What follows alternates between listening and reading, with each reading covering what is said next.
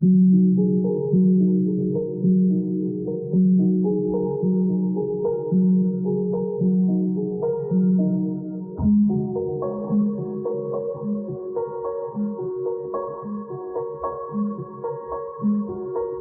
morning. I'm so happy to see you and really excited to show you the way I put a large arrangement together. I know a lot of you have your own ways of doing it, and or you've done smaller arrangements and might wonder how one scales up. And I especially love to do large arrangements. I've been doing them for the church for a long time.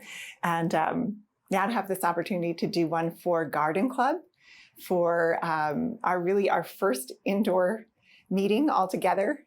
It's a very exciting time. So it let me give this a little bit of thought and put it down for all of you. So when I'm thinking of a large arrangement, and this one is going to be used both at Garden Club and at church this Sunday. So both big spaces. So in something like that, I always do go large. I think about how can the arrangement reach out and send some energy out into the whole room, into those big spaces. So often it is something like this where there's some reaching out, often overall, but certainly in these bigger arrangements. I personally am looking for some connection to the natural world, a chance to really think about where I am in time and space, be in the moment. And certainly for Garden Club, where we'll be inside, but we'll be wanting a connection to the outdoors. And the same thing at First Parish. I'm always looking for ways to bring nature into the sanctuary.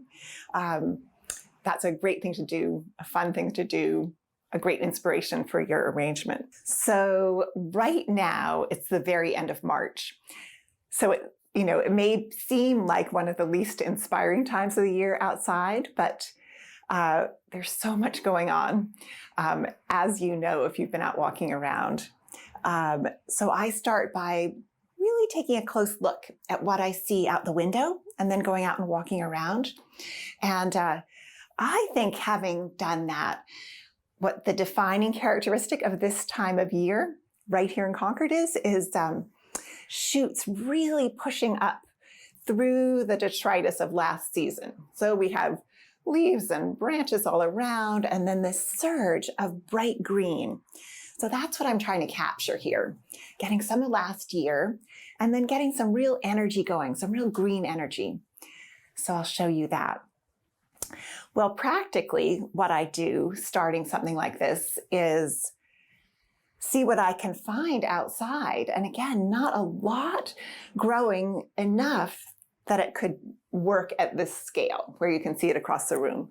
So I knew that what I needed for that was actually something from last year or seasons past. So I went out walking and I actually found this.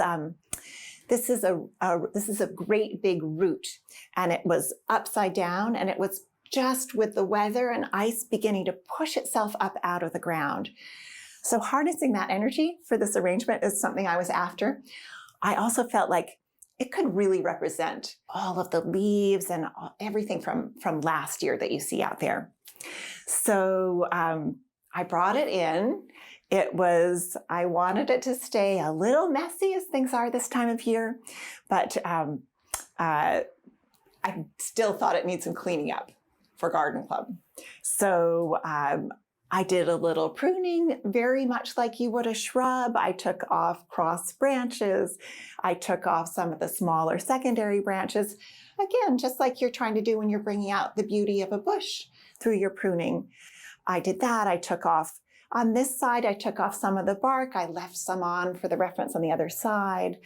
And then I put it in and it looked like, oh, this is complete. But of course I need to leave room for the flowers too. So I took the pruning saw and made myself a big hole right there in the vase for the flowers to go in. Then of course, I'm always thinking, what vase? Well, again, this time of year, I think what defines spring is all of the moisture. There's just so much water out there. So I'm very, very often using clear vases and showing the water in a spring arrangement. And it looks so great with those fresh spring flowers. The other thing I'll often use in the spring is a straw basket like this. I mean, you really think this is like the Easter basket idea. But I think the reason it works even for that Easter basket is, again, it's bringing in this sort of reedy straw-like. It's really what else we have outdoors this time of year. All the leftovers from last season look very much like a basket. So when you have spring flowers coming out of that, it feels natural. I went with the glass vase for real contrast for this. And with that, I also know when I fill something like this with water, I want this to last. It has to last actually several days until the Sunday service. I put a little alcohol in the water. I don't always do that, but flower preservative is made up of some sort of antibacterial agent and a little sugar. So that's why people use 7-Up, or they use witch hazel is another good thing to put in. Copper pennies people use, gin. So if I want to really keep water clear, that's what I do. And I knew the water itself was going to be a feature of this arrangement. So besides, when I go outside this time of year, besides seeing this sort of thing, other opportunities, of course, are for forcing branches. So we don't really have a lot of green out yet on branches, but I brought this spirea in, and I have quite a lot of it over here. And I wasn't sure if I could get the leaf to come out now almost 2 months ahead, at least 6 weeks ahead of when it normally would.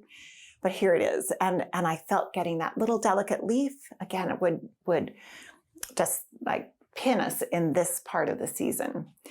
Finding things that are meaningful also to you that you know make them fun to work with. And I saw we have this plum tree, and I thought, oh, I'd love to bring in some of that plum and just see if I can force a little bloom out of it, even though it's quite a bit in the future. And so then it's a happy surprise to me to see what it does. So I brought in quite a lot of that so that I could look at the arrangement and see how I wanted to extend that. And I'll bring you over here so you can see a little bit closer with me. I wanted to just look at the flow of this upside down root system and extend it, make it a little more gracious and graceful too. The roots are a little rugged, bring in some of that spring gracefulness. And I think the spirea, I picked some branches that will really curve off in this direction. And I wanted to then send some energy up in this direction. And that's what the plum is doing. I also am trying not to get, this is kind of a trick, not to get stems down in the watery area. So I have these balancing against the side of the vase. So that's always the way I start, by establishing the overall look and structure. And then I'll start putting in flowers. So let me tell you about the flowers for something like this. So again, I'll get right to showing you them too. I'm sure you're eager to see, and maybe you can see some of them beside me. But with something like this, what I wanted to do in any flower arrangement, I'm looking for, well, how can I find some moments of harmony? Flowers on the same section of the color wheel, some just real quiet brought in. And how do I get contrast, which is always in design, how you get energy into something. And I felt in both these spaces, I need to generate a fair amount of energy to get it out into the room, but also in spring to get that idea of that surge across, all those shoots pushing up through the leaves. To do that, I needed to use all the tools I could. So I'll show you that in flower selection. I'll mention also in the arrangement that my thought of how to do that is to really cluster some flat, colorful flowers right at the center, and then have them sort of begin to sort of trickle out so it feels like there's this burst going on. So in terms of flower choice, and I thought ahead because I did go down to the flower exchange to get these, I thought what I also wanted from this time of year was to get something that was kind of glowing. So that is what made me choose these. This chrysanthemum and this parrot tulip. So it was also just so lovely. And I did buy these 2 days ago so that the parrot tulip would really have a chance to open like this. And it's just so lovely that there's orange, but there's also a little pink in it and that graceful edge. And of course, I knew I wanted this sort of supple look, and the tulips do that so beautifully. So there are those two. And ranunculus is so great for this time of year. I mean, they have this great feeling of delicacy and suppleness, and they come with these buds that are so wonderful for the season. So soft, but they're also rugged flowers. They really last well. So maybe you can see, though, that in my color choice here, I already had the tulips in hand. So what I was doing was looking for a match to the color inside the tulip. One flower can help you really identify and understand a color in another one in the arrangement. That's what this is for. That's what this chrysanthemum does too. So then my question is what to pair with these. So for energy, I am looking for something that is right across the color wheel from them. I'm not looking for that like super energy that comes at the end of the summer when you have like goldenrod and asters next to each other, but some touches in the arrangement. So that's why I found these purple tulips. That's right across the color wheel from the yellow, but not a lot of them because I don't want that to be too strong. And then I also found this, this is called green tick, and I just love it because it looks so very moss-like. But when you have these three things together, also what you have here are tertiary colors on the color wheel. So that's a really nice balance. The secondary colors, I should say, are in between the primary colors. You know, this one made up of yellow and red, this one yellow and blue, and this one red and blue. So I think I actually just picked these, thought they looked good together, but I like to think about those rules as I'm putting it together, kind of know what I'm doing. And I find them handy if I come up against a problem. If it just doesn't look right, then knowing those, then I can analyze it a little bit better. Let's see. I also got carnations. So carnations are so tough. They're in the dianthus family. Just like this green tick is a dianthus, you might see on its stem. And both of these, of course, are rugged. Gosh, they'll last for a few weeks at least. So it's nice to have something like that in the arrangement. I also thought that it relates to the yellow. I also thought it really kind of related to this soft brown tan color, and that might be a nice bridge in the flowers down to the tan. So especially in its shadows. I think that's all. Harmonizing with it, I'm not sure, and we'll see. So this wax flower matches the color of the purple tulip. And again, sometimes it's really nice to have that tie from one thing to the next. I'm not sure. I'd like to use it in a little accompanying arrangement. Will it feel too dry for something that I'm trying to keep so fluid? We'll see, but I have that on hand. Just as I have this Amy, this Queen Anne's lace looking flower. It just looks so soft and natural.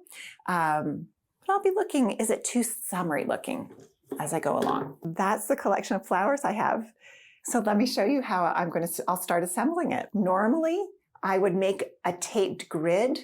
I would give myself a little structure. I mean, almost always with something big, you need some structure, right? You know, whether it's a flower frog down in the bottom, so you have something to stick your sticks into, or chicken wire, or something like that. But here, where I wanted the water to be uninterrupted, I'm going to try to do this one without that. And the real estate in the top of this vase is so limited that that I decided not to put a tape grid on it because I didn't want to take up the space. So I put in these branches. The next thing I'm going to do is create that tighter area. And again, I can't just drop a flower into there because it'll just fall right down. So what I need to do is create a little bouquet to start with. And I've begun to get one going right here. So I'll do this, the way you do when you're making a tight little bouquet is you want to do your cross that over. This is like a regular old hand-tied bouquet I'm making. You turn it, you cross it, you turn it, cross it. So we'll just keep going around and assembling this so that we have something. I'll bring in just one little bit of purple right there. So we have something to really fill up that space.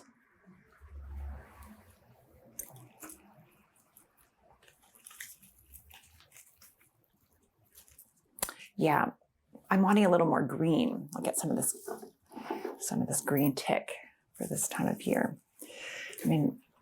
So then I'm kind of looking like this. I'll of course strip off the leaves. I'm thinking, that Amy looks just very airy. We want to have, there's some real density in this collection. I want a little more airiness. So I actually think I'm going to open it up a little bit, pull some of these ranunculus up, and then give it a snip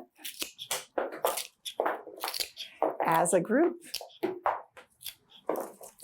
There's always something new in each different arrangement. So I haven't done a lot of this, but let's see how this does going down into here. I really want this tulip to be visible. So I'm just trying to find this little slot to put all this in. And then we'll have an area, it's just this place that I have to fill up right away so that their own stems will make a place for me to add other flowers. Oh, and I think that's doing it just as I'd hoped. So let's see.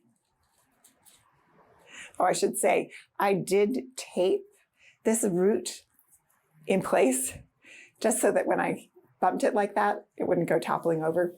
Or when I move it to the church, I'll be able to do so.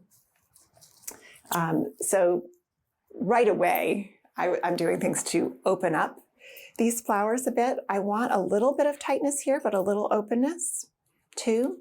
And I want them to feel like they're free, not resting on each other too much. So that's, we'll do that one like that.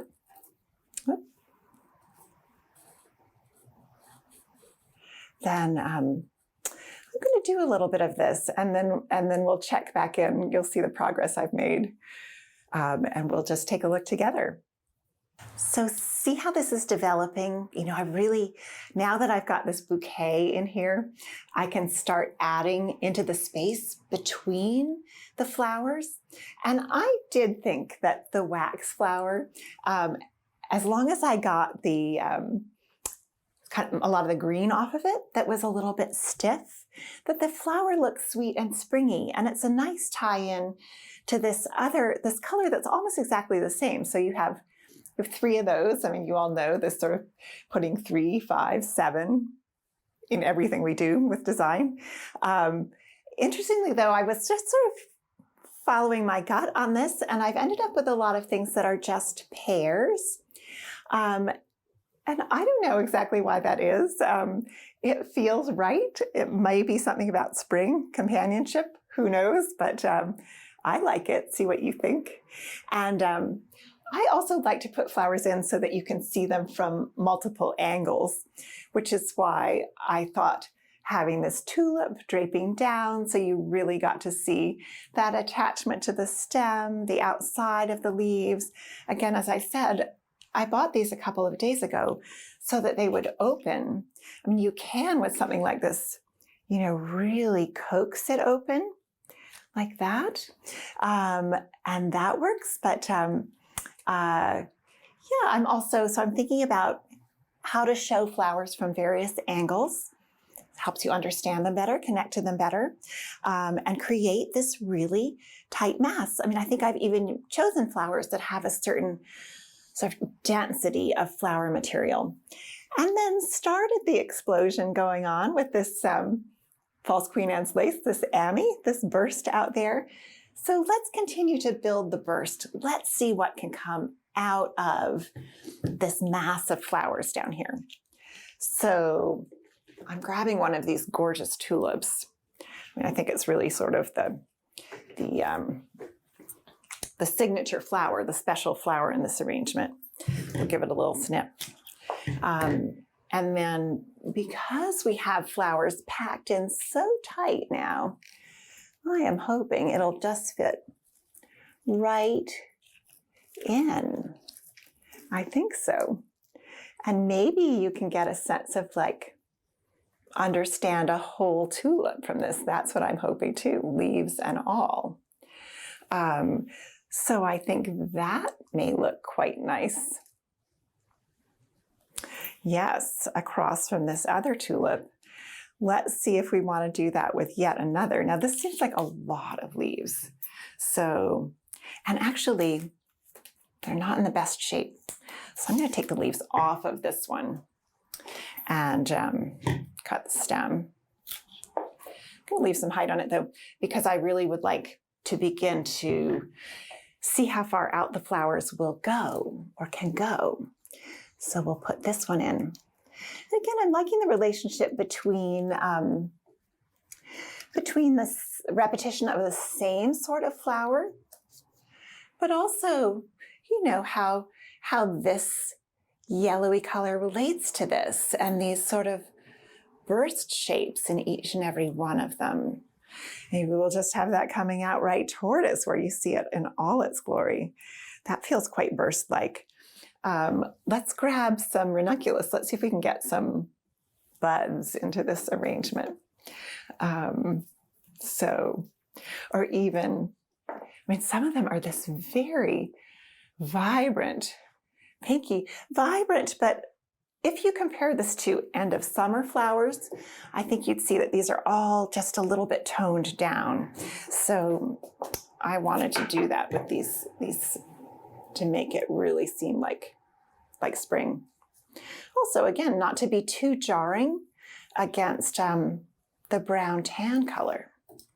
Really wanted that to integrate in. So, that seems a little long right there. Let's cut him down. And I'm like, oh, I actually want to see him from the side. So I'll put him in that way. Yeah, I like that. And some buds coming up. Let's try that. All right, I'm going to keep building and then I'll check back with you in just a minute. So can you see how I've added just a little more density here? I've picked up many more ranunculus. They're so gorgeous. I've put them in places where you can really see them from all their glorious directions, from the side, the bud phase. In these arrangements, I really want a chance for you to see and understand the growth of these flowers. I've also, again, the same thing with the parrot tulips. I've tucked this one in. Now that we have this density here of this tight flower arrangement, there's space for me to go and tuck other flowers right into that without coming down too far into the water, which was my objective.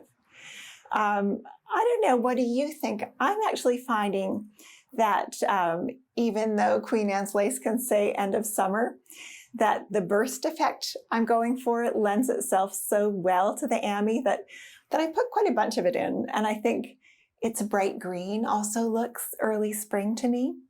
See what you think.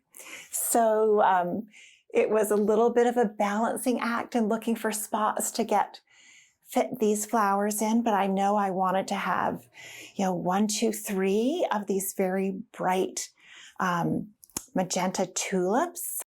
I'm going to add a 4th. We'll see somewhere in the arrangement it'll be the 5th. So let's do that. Let's put our next tulips in. It seems to me I've got this density right here. I'd like to see a little action up in that space. So let's do that. Let's put first, these are big statements, these tulips, so they have to go right in the right places. And again, as I said, real estate is limited, but yeah, I like that guy right there.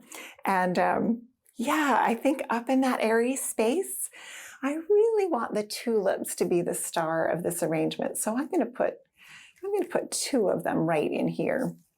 So as I hunt for a spot, I'm going to leave you, and then we'll come back and take a look at the next step of the progress. Maybe work on some other sides together.